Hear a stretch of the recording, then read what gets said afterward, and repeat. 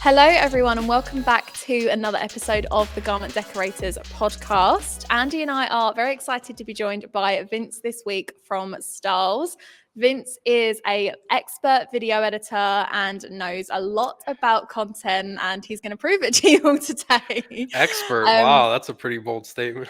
Expert video editor. You're gonna have to prove it though, Vince.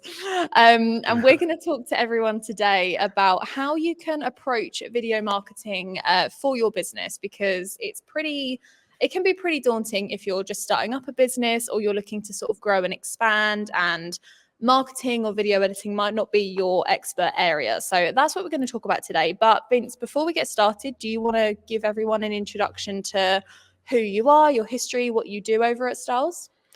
Yeah, absolutely. So my name is Vince. I am the video content producer for Group Stall. I mainly do all of the video assets. I used to do mostly YouTube, but I've kind of started to transition into other resources behind the scenes.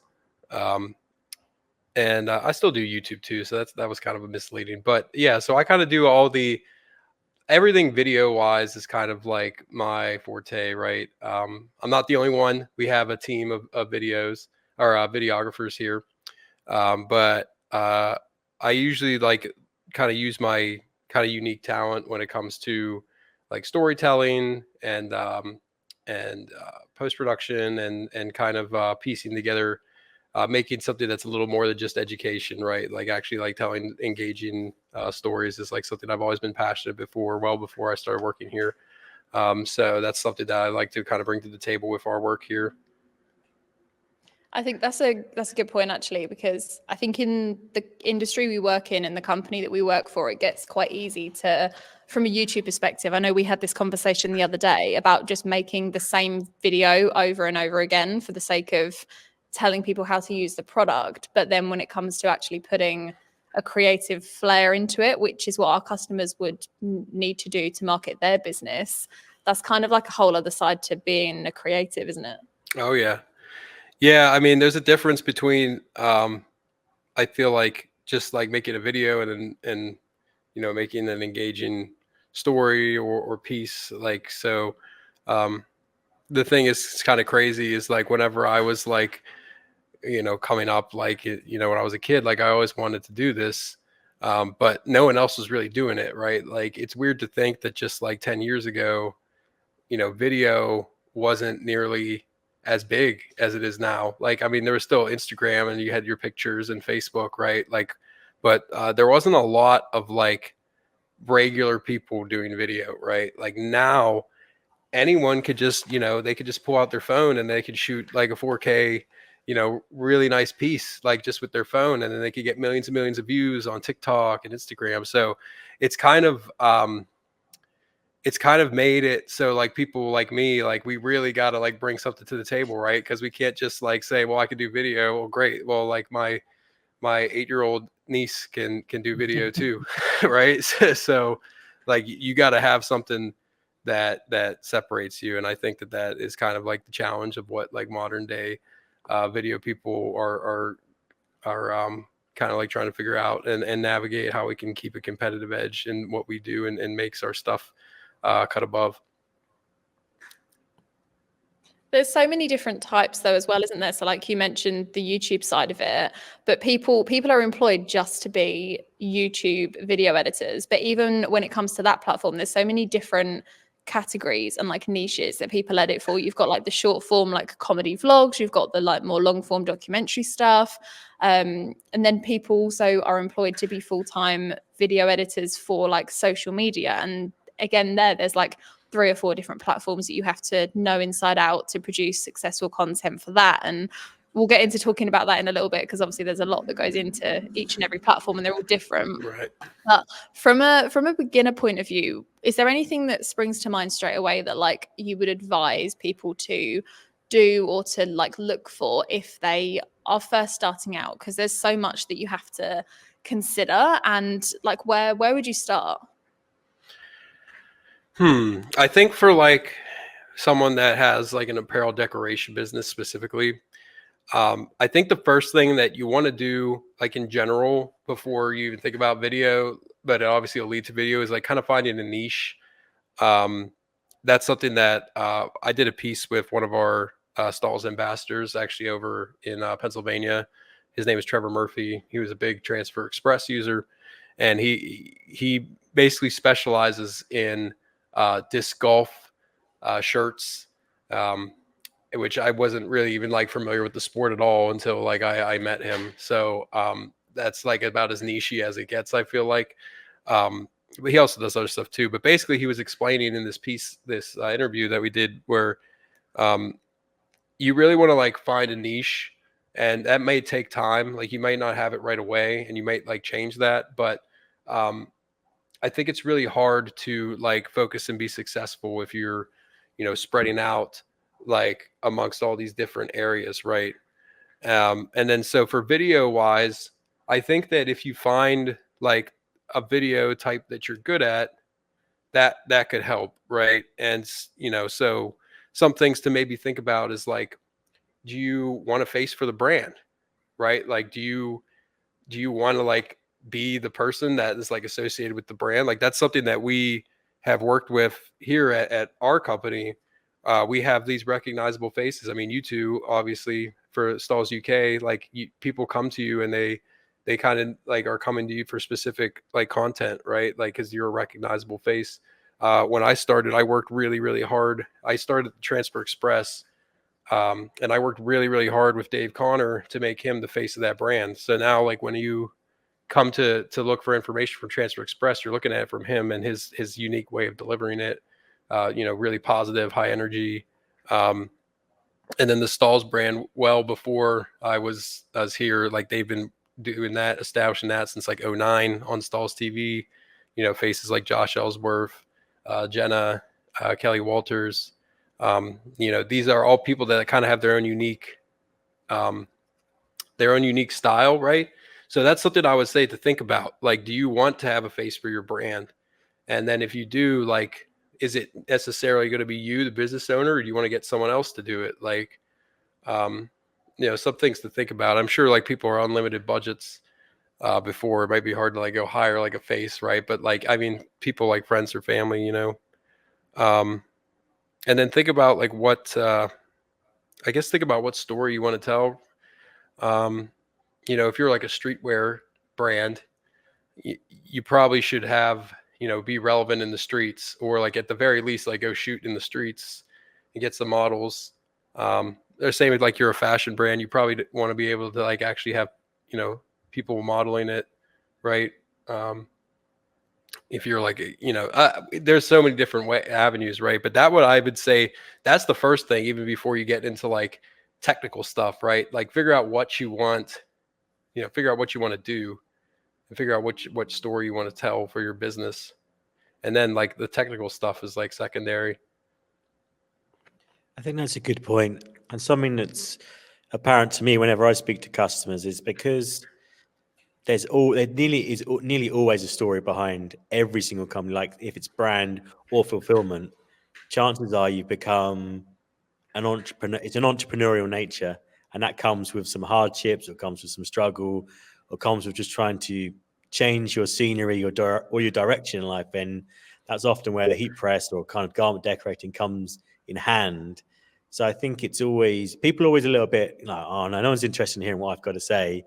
But when I start to speak to these people, thinking, well, I want to hear about this story because even in this 5-minute version you've given me, it's really interesting, and I would buy into you as a brand if you were pitching that to me as the end user for decorated garments. Absolutely. Yeah.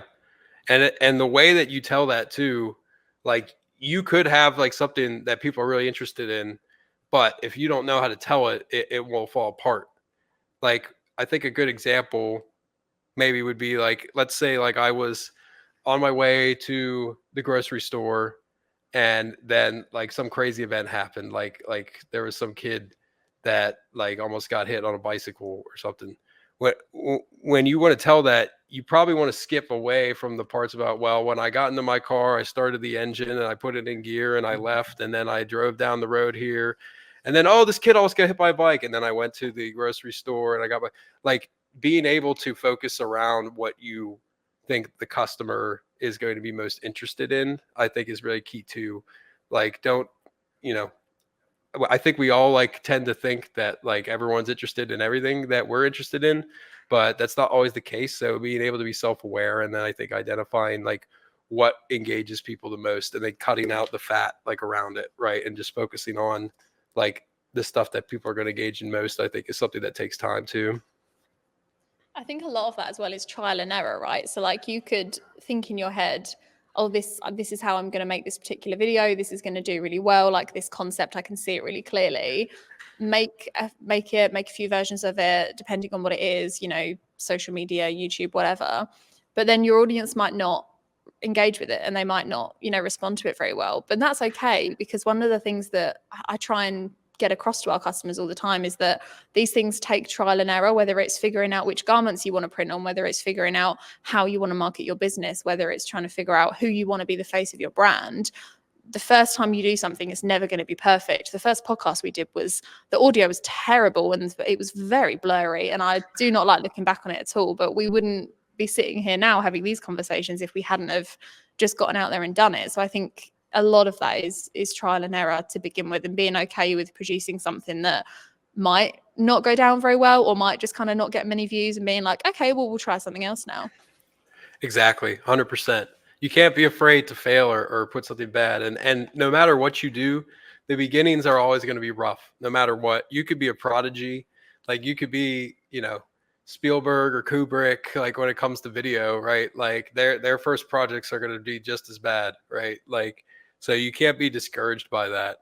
And for your business, like, you know, if your videos like come out bad, problems with the audio, I mean, we still have problems today, like with audio and stuff. Like it's always like, you know, it's always something, right? Like you can't be discouraged by that, or like let it get you down, or like think you shouldn't be doing video for your business anymore just because you had a bad experience. Like just learn from it and move on. I think that is like really, really good advice. So from a concept perspective, then you're talking about how you sort of think about putting a video together and what like your main focus point is going to be.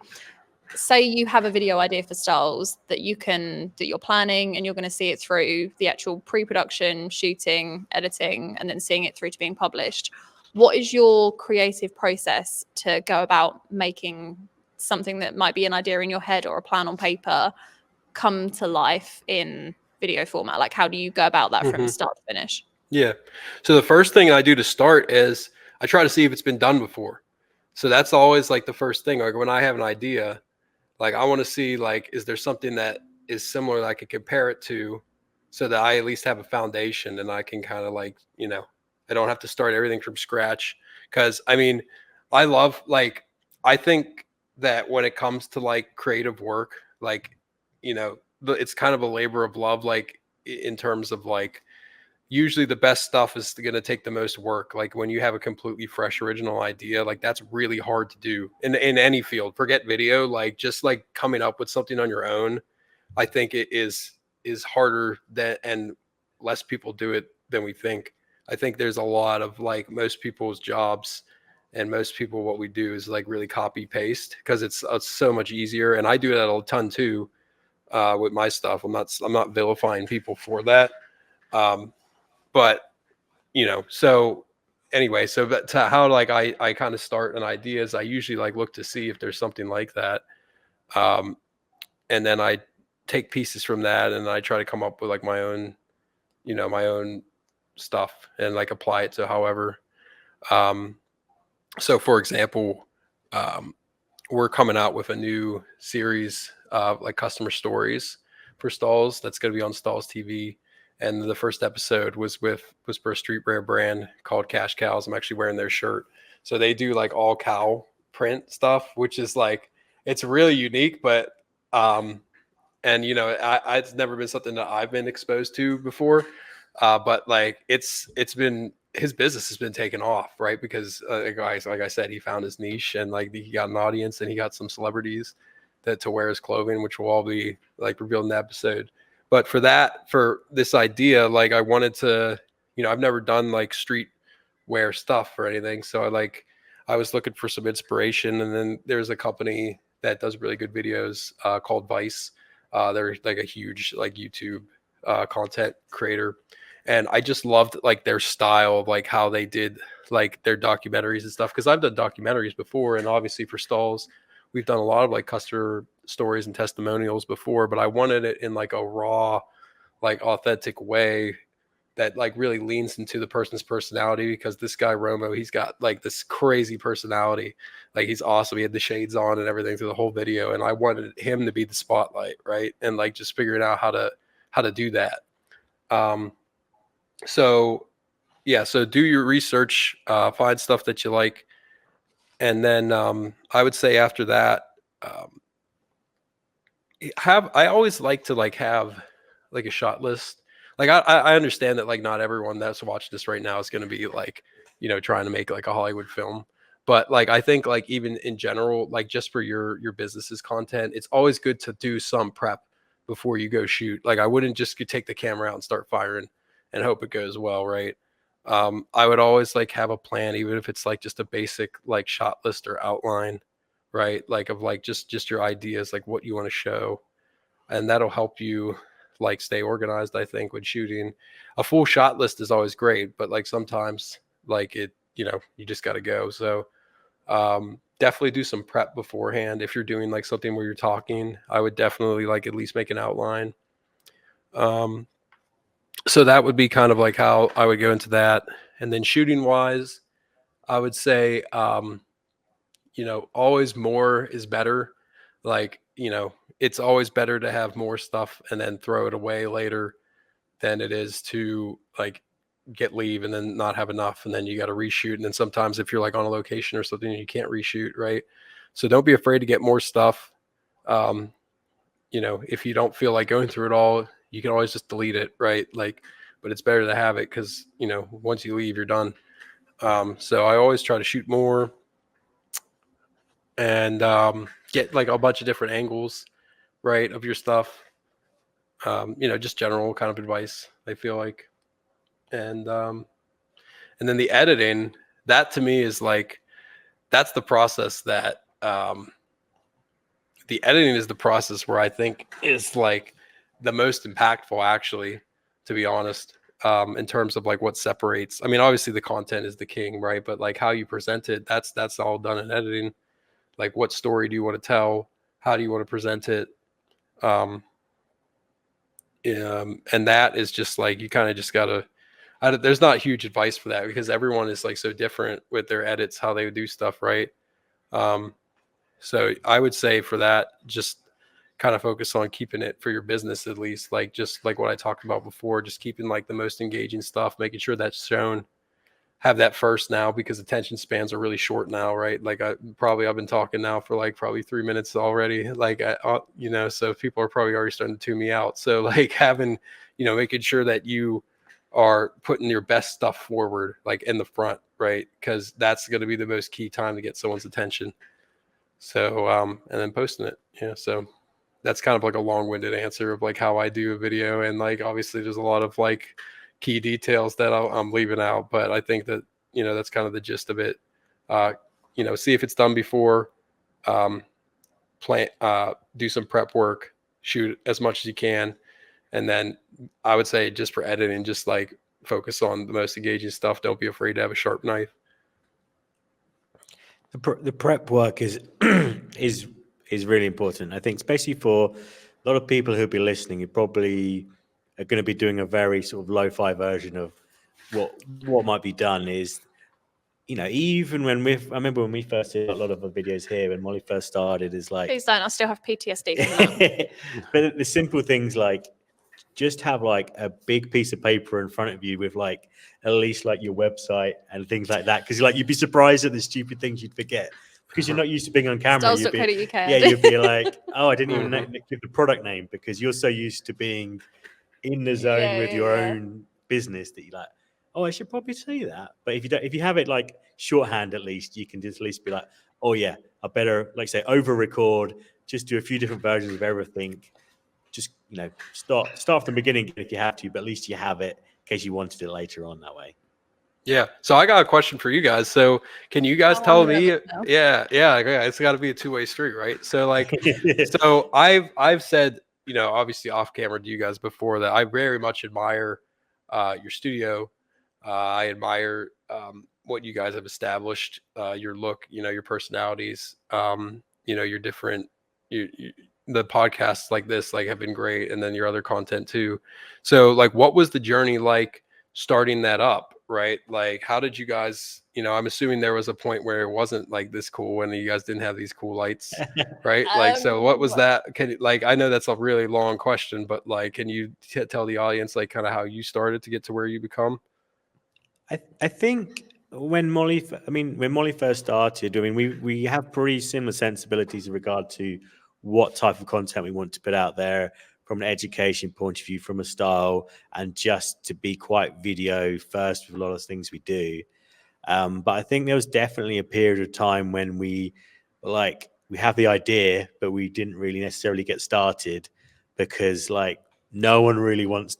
Neither of us are trained actors that are used to being on camera. It wasn't in my contract when I joined that I had to be on camera. That's all I'm going to say. And I think at one point we're just like, let's just go do a live video. So before we built downstairs, so quick history lesson is that all the offices used to be where we are now. And it was a very old building and it needs to be redone. But to do that, we had to build upstairs first, move everyone upstairs. But it was a bit of a labor of love getting that built. So we're like, okay, we need a bit of time off before we do the downstairs. But we're like, well, we can't wait to start doing videos. So we're like, let's just go live. We can't do filmed because we have a 3x3 office. I think it was done in. So it was tiny the space. Smallest room. It was like a shoebox in terms of filming. Because by the time you put like a table in there, a tripod, and some lights, like we couldn't fit in there. Like it was horrific. So there was no room to really do a product video of such. You could barely even get like the camera far enough back to actually get everything in frame. So no, very basic. Well, we could do a live video. Let's just try doing a live video. Do you remember the first live that we did, and we had this like really wobbly table, and Andy did this thing where he was like leaning on the table, and he kept sitting back and then leaning on the table, and this whole time this came in, and I just kept looking at him like, I just can't say it. I'm just going to leave it. So I would say that in the end we just like rip the Band-Aid off. Let's just go and do it. And I think I kind of did the first couple. And then I could tell that Molly was like... You forced me into it, basically. No, I didn't force her into it. I think she was like, oh, that wasn't very good. I'm going to do the next one. Basically. She never said as much, but I could just tell her energy and her motivation kind of went a little bit higher about doing the videos. And then I think in the end, we just kind of G'd each other on because it meant like, okay, well, she did one, I'll do one. And then, so we kept on doing the lives for probably a couple of months, I think, before downstairs was ready so we could actually come down and shoot. And at that point, okay, we've done it a few times. We've proved we can do it. People actually watched. It's always a good that's good the first point. hurdle, isn't it? Have you got an audience? People had questions for it. So then by the time we came down here, we kind of worked out a few kinks of what was going wrong. And I think, the kind of snowballed a bit from that point. I think Molly got her camera confidence and also editing confidence up quite a bit, and really got stuck into it. So then we could get more and more out quite quickly that way. I think as well, the biggest thing for us is that obviously it's different in America because you guys have been doing this for years and doing it well, and you already made your mark in the industry as like the leaders in education, but no one was doing that over here. So we sort of had a finite window of opportunity to establish as being like the number one educators over here. And I think it was more of a project point of view. I mean, I'm similar to you, Vince. I'm a creative and I really like getting my teeth stuck into projects that I can take ownership over. And I think when I saw the opportunity to do something that I knew I'd always wanted to do and sort of have the creative freedom as such within, obviously staying within like brand guidelines, but we have a lot of creative freedom over what we do. And I think that comes across as to how much we actually enjoy what we do every day to our audience. I think that makes a big difference.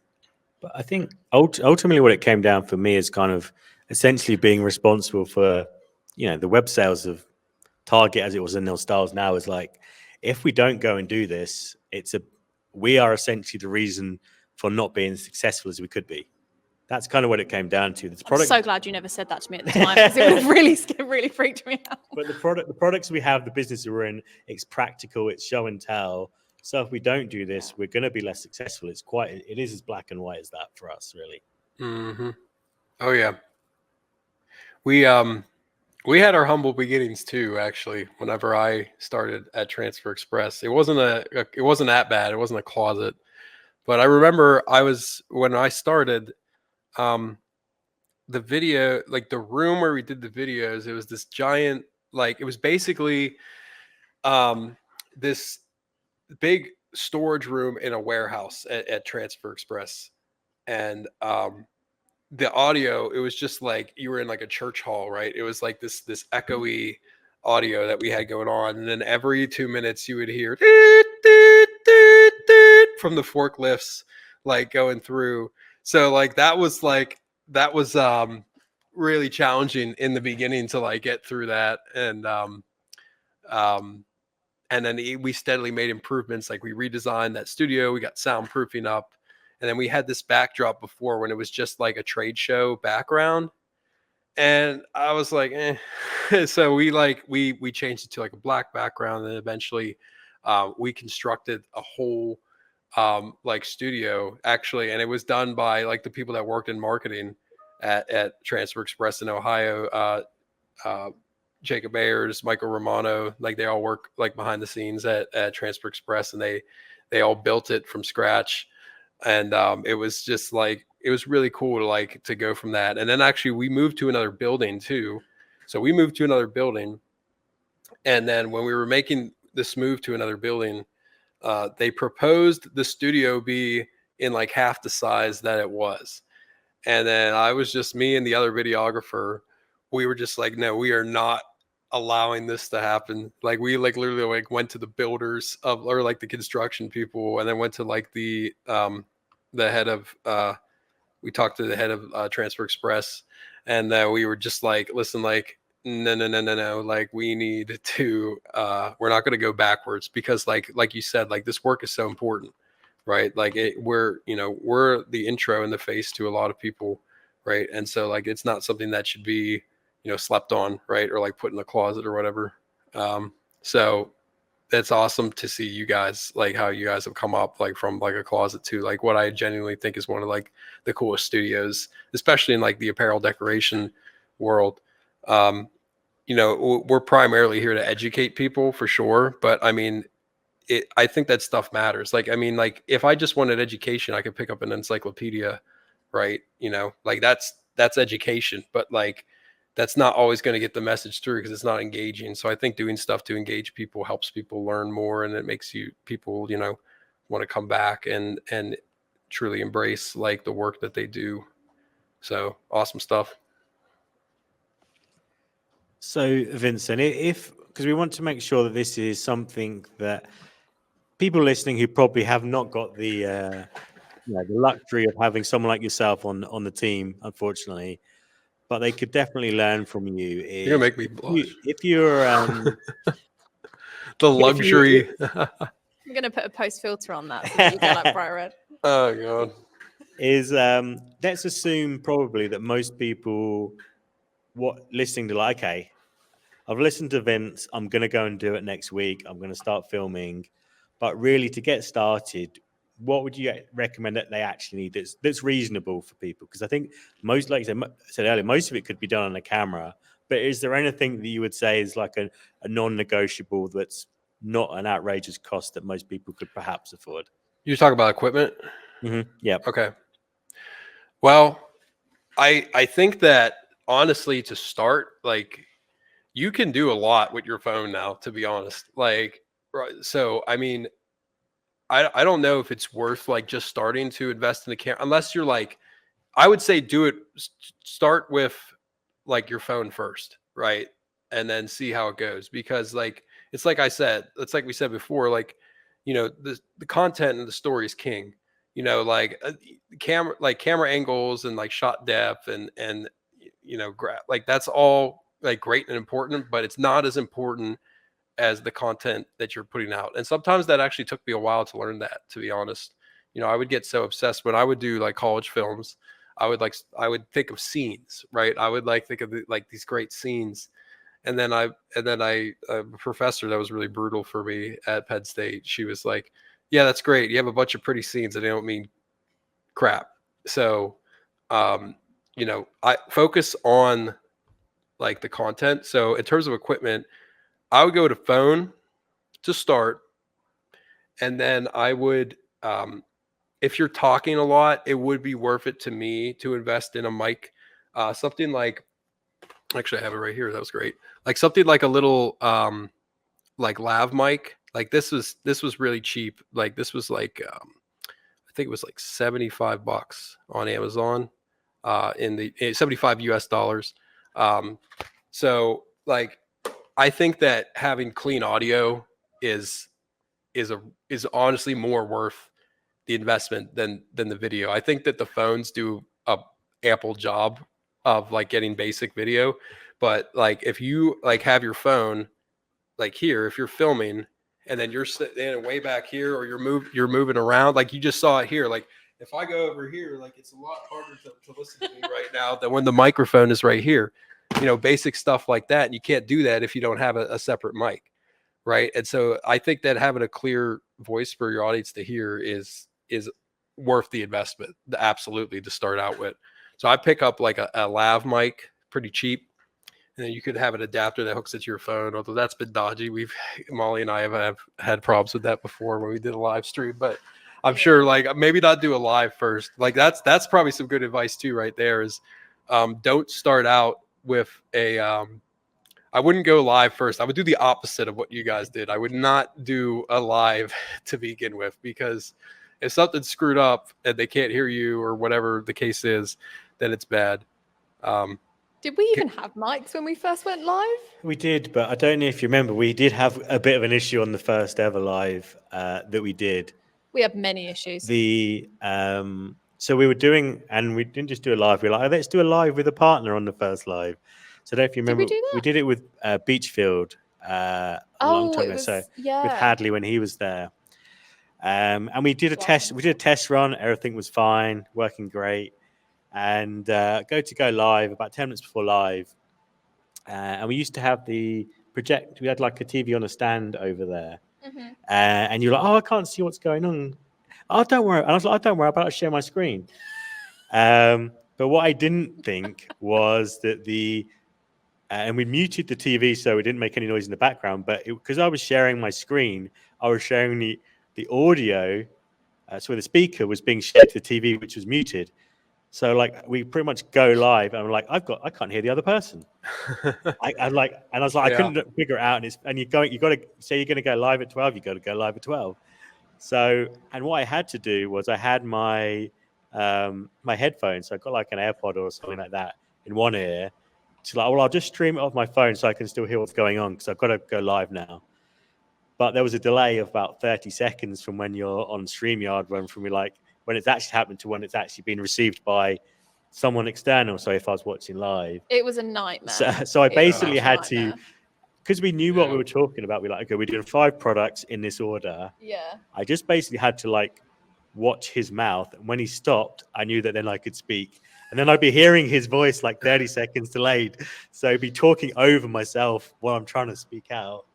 So, but yeah, but it was because of we didn't test the speaker and the audio situation enough. So like I actually remember whenever we had we do a series like called Toast to Transfers we did, and we would go live, and like that was like, it always seemed like something would just like always catastrophically go wrong. Like you couldn't hear someone, or like, the camera would go out, or the internet would go out. And we had this weird problem where like it would desync.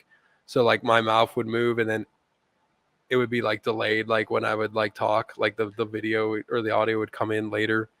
And that one, like, it was funny. Like when I started, like it was just a webcam. That was it. It was just like it was like this webcam from like 2009. That was like the video. I was like, you know what? Dave and I were like, yeah, we could probably like hook a regular camera up.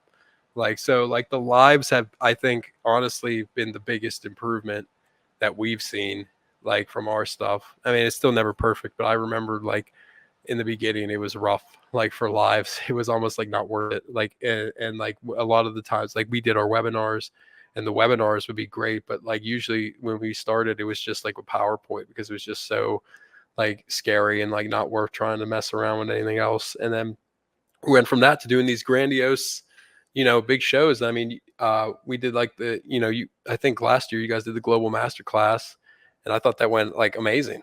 Like, and that's big league stuff, I feel like. And that's stuff that like a company, like a heat printing company, that's not really something that would have been their forte, like maybe a couple years ago. So yeah, really cool stuff. And then real quick, just to finish on the equipment stuff, I know we kind of got sidetracked, but definitely get a mic. And then you want to, it depends on like where you are, but definitely do something with the lights. Like I don't think you really need to, you don't have to buy lights. Actually, there's a really good video. It was actually the second video I ever did for Stahls. It was t-shirt photo tips, how to take good photos with just your phone.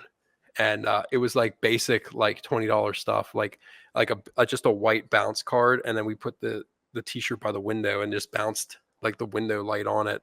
Like, I think stuff like that, like it obviously it translates to videos too, right? Like I think that, for stuff that we do, like obviously we all like go on camera, right? But I think a lot of businesses like would probably just want the product to be the focus. And for that stuff, like, just like something as simple as like diffusing the light with like a bed sheet. Like right now, like if I like turn the camera around, let's see if I can do this. Like this is my lighting setup right now. It's just a bed sheet that I taped to the window, right? Like, and it doesn't look that bad, right? Like, so you don't have to spend a whole lot of money like to have good lighting. As we've gone low budget now. So Vince, the fourth expert wall's been video is broken. recommending bed sheets for lighting. That's how my intro to this has really done a 180. Yeah, right. Maybe not what you guys were expecting. Yeah, I think you need to go buy 3-key light setup. I mean, and like, I'm not saying like don't do that, right? Like, I'm just trying to think of like when I started, like I had no money, right? Like, so like I'm trying to like give like ways to like get the best results for the littlest amount of money, because I think that not everyone has that, right? Especially if you're like trying to start a business, you want to put the money into other things, I think. So simple tricks can help you out, but definitely like do something to diffuse the light in a way. And there's like so many like YouTube videos out there of like how to do that. Like I would be way worse than like if you go on YouTube, like cheap ways to light stuff, cheap ways how to do sound, like, right? Like there's endless supply of resources you can find on the tube for that. It's more important just to get started, I think. That way, don't put an excuse in your way. Get started.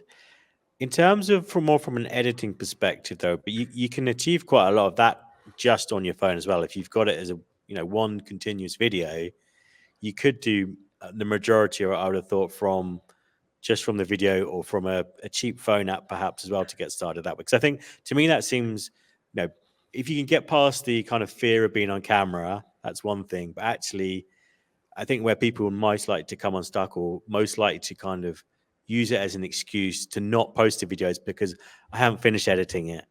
Or like, but is there any tips you give to someone, say someone is just shooting it on their phone?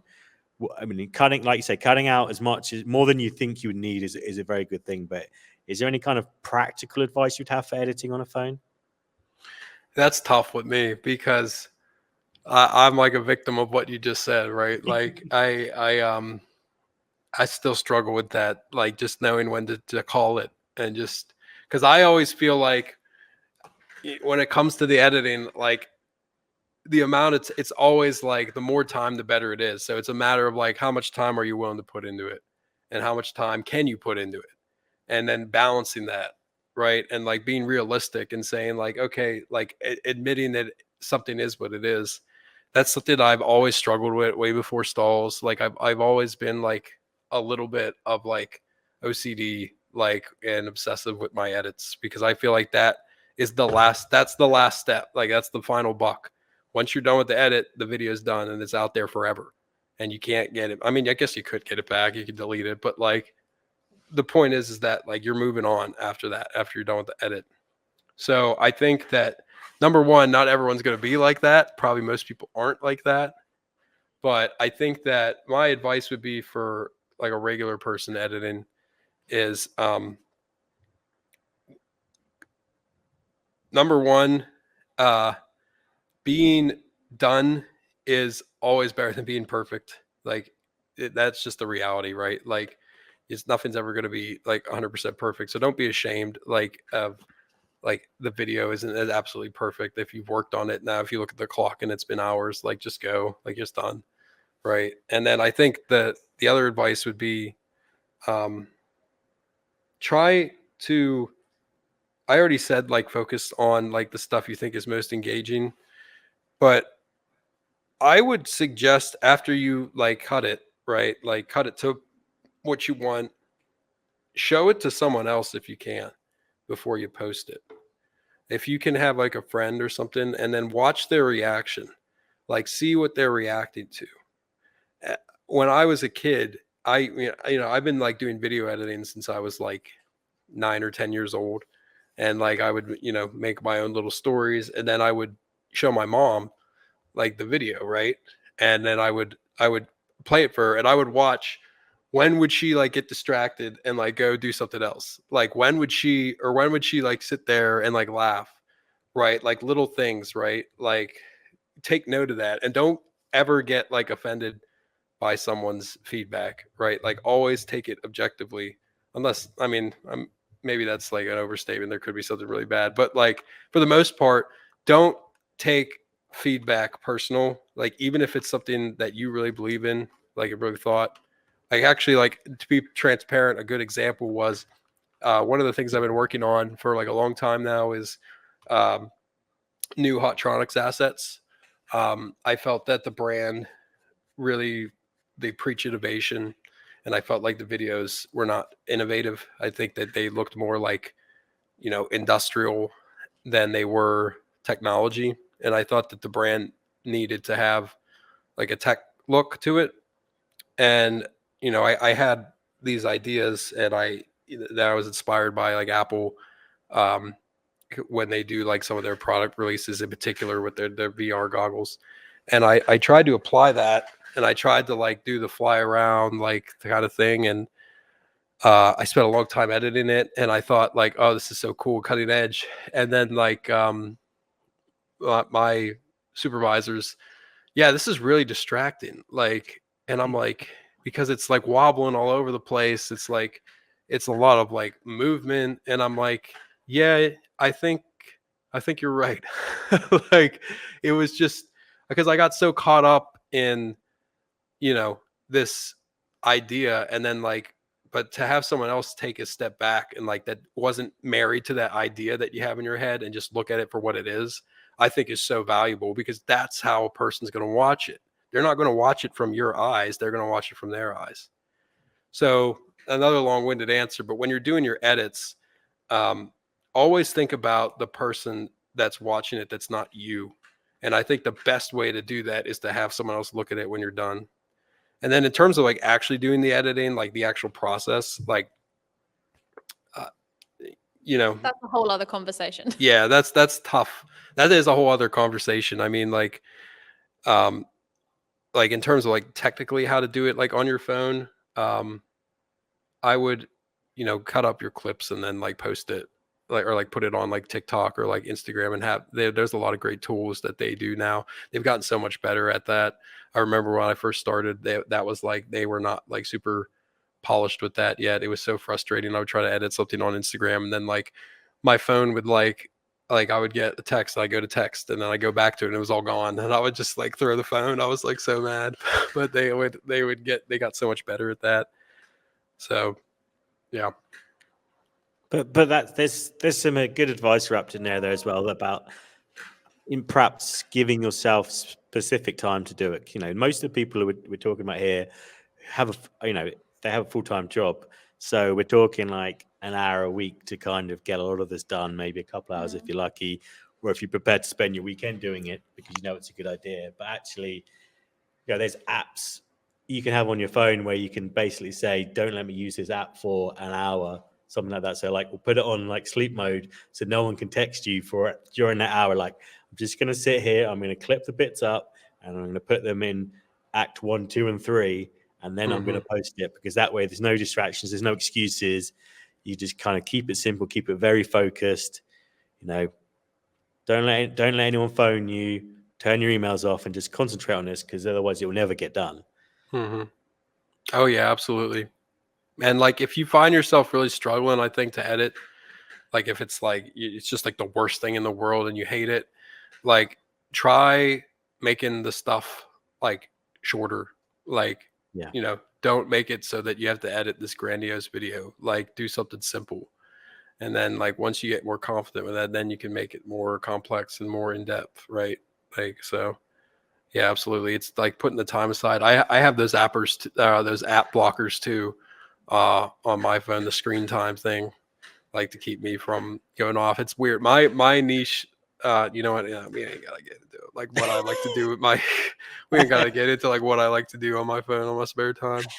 And that probably Which sounded way apps do worse you than have it time is. blocked on, Vince? Auto Trader, because I'll just look through. Like I don't know. I just like always like looking at cars, like, and like trying to like look at stuff that I'll probably never actually get, but just like imagine that I have it. like an Audi or something. Like I know you just got picked up an Audi, and I just like I think in Europe it's probably like better, it's easier, but like here it's like you just get like, I mean, if something goes wrong with your Audi, it's like no one knows how to work on it. You got to go to a dealer. It's just like it's a rough time. Like so. Yeah, that's a side tangent, but anyway. So one thing, kind of, because an easy way, well, not an easy way, I don't want to simplify what you two do, but like a helpful way to make the edit a little bit easier for you is going back to your what you mentioned earlier about having a plan and writing out what you want to achieve. So that way, if you achieve what you set out to achieve, it might be easier to put those pieces together in the edit.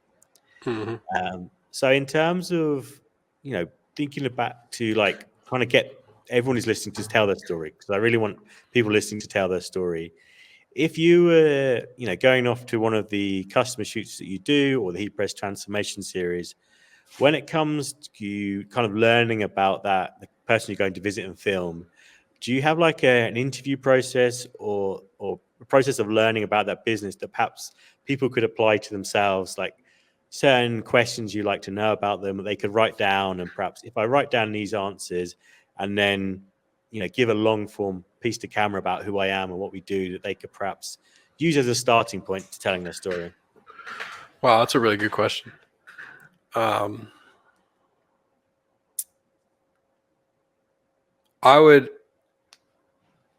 So I like to ask, and I think it's always good to ask, I think, like how you started, like what made you want to start it.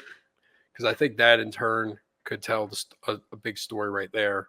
Like, not everyone's going to have a crazy like startup story. Like some people, like we did one of those heat press transformation videos that you were referring to, was in San Diego with Duds by Dudes.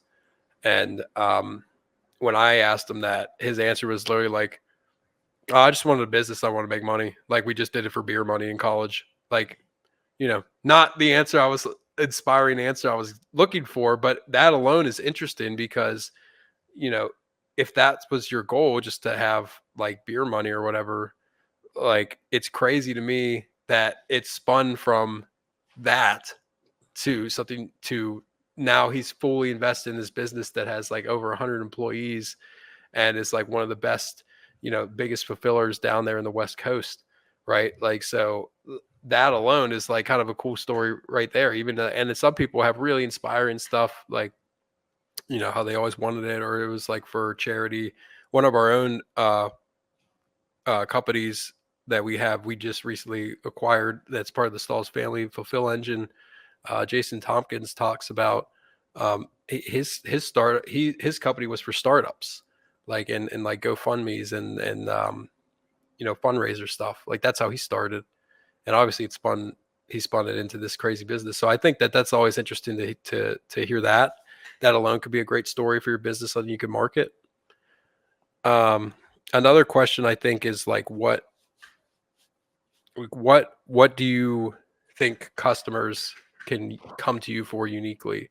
Like, what is that like?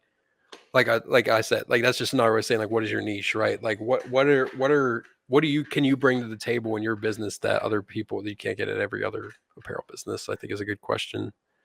How you approach like your day to day and that kind of stuff too. I mean, it's kind of interesting with us because we are like trying to help someone start a business and grow their business. So we're asking them like businessy questions.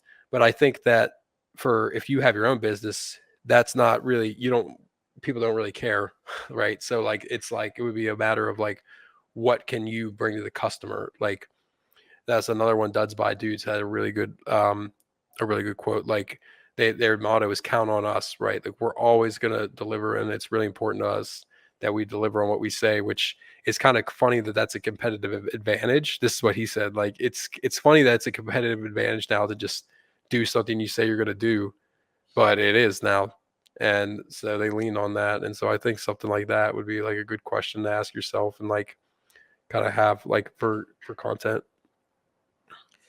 But again, it kind of comes back to giving a real answer. I think if you're listening to this, writing it down, tell the truth, because like with Duds by Dudes, is like, yeah, I wanted to make beer money, but there's lots of people that are like, I'm going to support the company that wanted to just make beer money, because they'll be like, they respect the answer, the fact that they're being very truthful about it, but like also like, why not? That's a great answer anyway. So don't just feel the need to like make up something because you think it sounds cooler. I mean, Oh it's yeah, true for a lot of businesses, isn't it? yeah. Being authentic is always king. I try to be like not just in like video, but in general to anyone. Like I try to be like as authentic as I can. Like I mean, I gave away my lighting right there. Like I could have been like, well, I have this great studio. Nah, man, I'm in this apartment in Pittsburgh, and I'm not like this crazy. I mean, I'm flattered by all the things you guys said about me, but I feel like I'm very far from um, you know a high end like video producer right now. Like I think that I have a long way to go still, and I'm looking forward to that. And each project I like to get better and better. And the cool thing about working at Stahls is that we have like so many brands, right? So each brand kind of gives me an opportunity to like try something new. Like the Hotronic stuff, like has been like stuff that like totally different than what I worked on like Transfer Express. Transfer Express was all about like positive energy, like helpful, happy tips, and to grow your business. Um, and like some silly stuff too that I would do like Facebook posts of. But like the other brands like Stahls is very like commercial, I feel like. And so like doing like, like commercial content. Although I mean, we've kind of gotten a little bit more.